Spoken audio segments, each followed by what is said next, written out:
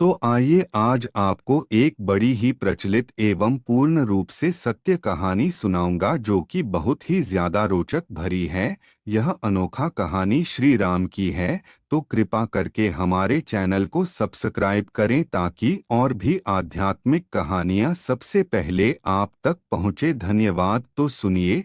प्रातःकाल जब राम और लक्ष्मण ऋषि विश्वामित्र के साथ मिथिलापुरी के वन उपवन आदि देखने के लिए निकले तो उन्होंने एक उपवन में एक निर्जन स्थान देखा। राम बोले, भगवन, यह स्थान देखने में तो आश्रम जैसा दिखाई देता है, किंतु क्या कारण है कि यहाँ कोई ऋषि या मुनि दिखाई नहीं देते? विश्वामित्र जी ने बताया, यह स्थान कभी महात्मा गौतम का आश्रम था। वे अपनी पत्नी अहिल्या के साथ यहाँ रहकर तपस्या करते थे। एक दिन जब गौतम ऋषि आश्रम के बाहर गए हुए थे तो उनकी अनुपस्थिति में इंद्र ने गौतम के वेश में आकर अहिल्या से प्रणय याचना की। यद्यपि अहिल्या ने इंद्र को पहचान लिया था तो भी यह विचार करके कि मैं इतनी सुंदर हूँ कि देवराज इंद्र स्वयं मुझसे प्रणय याचना कर रहे हैं, अपनी स्वीकृति दे दी। जब इंद्र अपने लोक लौट रहे थे तभी अपने आश्रम को वापस आते हुए गौतम ऋषि की दृष्टि इंद्र पर पड़ी जो उन्हीं का वेश धारण किए हुए था। वे सब कुछ समझ गए और उन्होंने इंद्र को शाप दे दिया।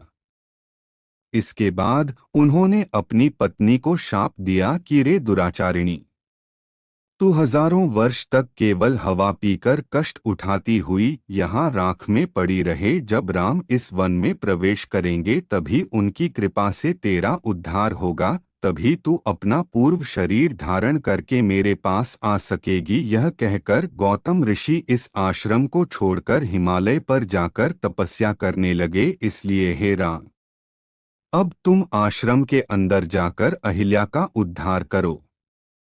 विश्वामित्र जी की बात सुनकर वे दोनों भाई आश्रम के भीतर प्रविष्ट हुए। वहां तपस्या में निरत अहिल्या कहीं दिखाई नहीं दे रही थी, केवल उसका तेज संपूर्ण वातावरण में व्याप्त हो रहा था। जब अहिल्या की दृष्टि राम पर पड़ी तो उनके पवित्र दर्शन पाकर एक बार फिर सुंदर नारी के रूप में दिखाई देने लगी। नारी रूप में अहिल्या को सम्मुख पाकर राम और लक्ष्मण ने श्रद्धापूर्वक उनके चरण स्पर्श किए। उससे उचित आदर सत्कार ग्रहण कर वे मुनराज के साथ पुनः मिथिलापुरी को लौट आए। अब आपको एक और बड़ी ही प्रचलित एवं आध्यात्मिक कहानी सुनाऊंगा जो कि बहुत ही ज्यादा रोचक भरी है। तो कृपा करके चैनल सब्सक्राइब करना ना भूले। धन्यवाद। तो सुनिए। यह एक पौराणिक कथा है। कुबेर तीनों लोकों में सबसे धनी थे। एक दिन उन्होंने सोचा कि हमारे पास इतनी संपत्ति है लेकिन कम ही लोगों को इसकी जानकारी है, इसलिए उन्होंने अपनी संपत्ति का प्रदर्शन करने के लिए एक भव्य भोज का आयोजन करने की बात सोची। उसमें तीनों लोकों के सभी देवताओं को आमंत्रित किया गया। भगवान शिव उनके इष्ट देवता थे, इसलिए उनका आशीर्वाद लेने वह कैलाश पहुँचे और कहा, प्रभु, आज मैं तीनों लोकों में सबसे धनवान हूँ। यह सब आपकी कृपा का फल है। अपने निवास पर एक भोज का आयोजन करने जा रहा हूँ। कृपया आप परिवार सहित भोज में पधारने की कृपा करें। भगवान शिव कुबेर के मन का अहंकार ताड़ गए। बोले, वत्स, मैं बूढ़ा हो चला हूँ, कहीं बाहर नहीं जाता। कुबेर गिड़गिड़ाने लगे, भगवन, आपके बगैर तो मेरा सारा आयोजन बेकार चला जाएगा। तब शिव जी ने कहा, एक उपाय है। मैं अपने छोटे बेटे गणपति को तुम्हारे भोज में जाने को कह दूंगा। कुबेर संतुष्ट होकर लौट आए। नियत समय पर कुबेर ने भव्य भोज का आयोजन किया। तीनों लोकों के देवता पहुंच चुके थे। अंत में गणपति आए और आते ही कहा, मुझको बहुत तेज भूख लगी है, भोजन कहाँ है? कुबेर उन्हें ले गए। भोजन से सजे कमरे में सोने की थाली में भोजन परोसा गया। क्षण भर में ही परोसा गया। सारा भोजन खत्म हो गया। दोबारा खाना परोसा गया, उसे भी खा गए। बार बार खाना परोसा जाता और क्षण भर में गणेश जी उसे चट कर जाते। थोड़ी ही देर में हजारों लोगों के लिए बना भोजन खत्म हो गया। लेकिन गणपति का पेट नहीं भरा। वे रसोई घर में पहुंचे और वहां रखा सारा कच्चा सामान भी खा गए, तब भी भूख नहीं मिटी। जब सब कुछ खत्म हो गया तो गणपति ने कुबेर से कहा, जब तुम्हारे पास मुझे खिलाने के लिए कुछ था ही नहीं तो तुमने मुझे न्योता क्यों दिया था? कुबेर का अहंकार चूर चूर हो गया।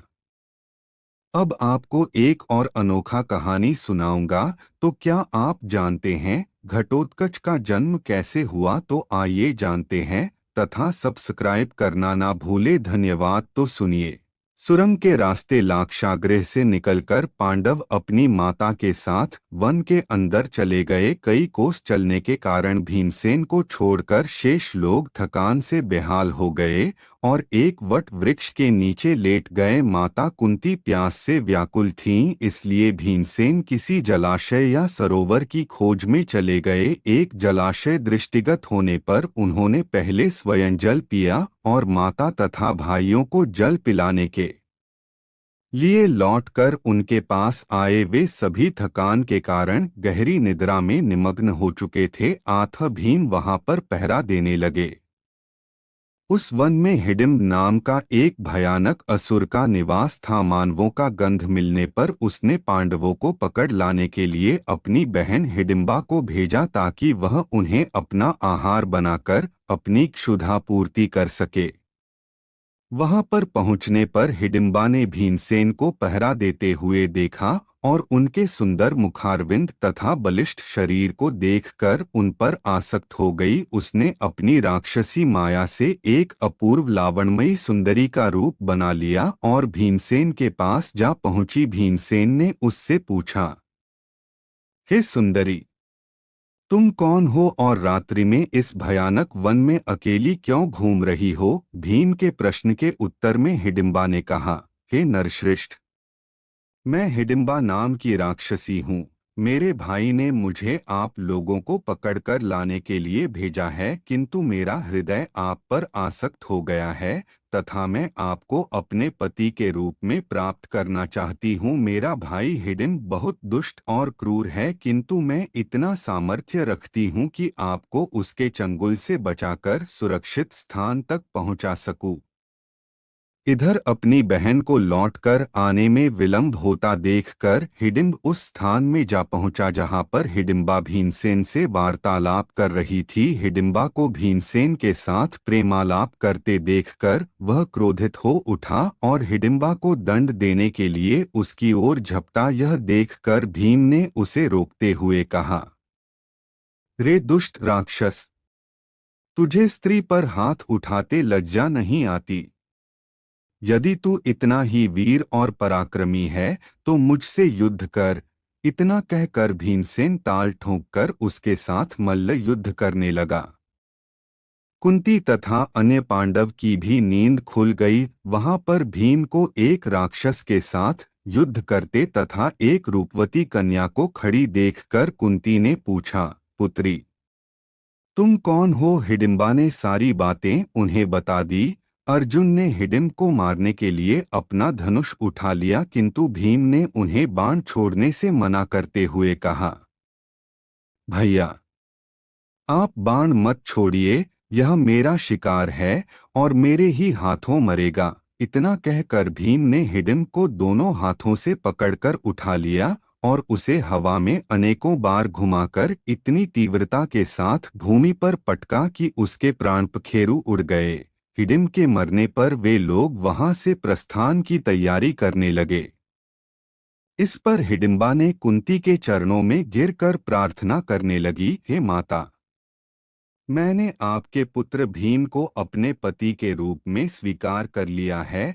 आप लोग मुझे कृपा करके स्वीकार कर लीजिए। यदि आप लोगों ने मुझे स्वीकार नहीं किया तो मैं इसी क्षण अपने प्राणों का त्याग कर दूंगी। हिडिंबा के हृदय में भीम के प्रति प्रबल प्रेम की भावना देखकर युधिष्ठिर बोले, हिडिंबे, मैं तुम्हें अपने भाई को सौंपता हूँ, किंतु यह केवल दिन में तुम्हारे साथ रहा करेगा और रात्रि को हम लोगों के साथ रहा करेगा। हिडिंबा इसके लिए तैयार हो गई और भीमसेन के साथ आनंदपूर्वक जीवन व्यतीत करने लगी। 1 वर्ष व्यतीत होने पर हिडिंबा का पुत्र उत्पन्न हुआ। उत्पन्न होते समय उसके सिर पर केश उत्कच न होने के कारण उसका नाम घटोत्कच रखा गया। वह अत्यंत मायावी निकला और जन्म लेते ही बड़ा हो गया।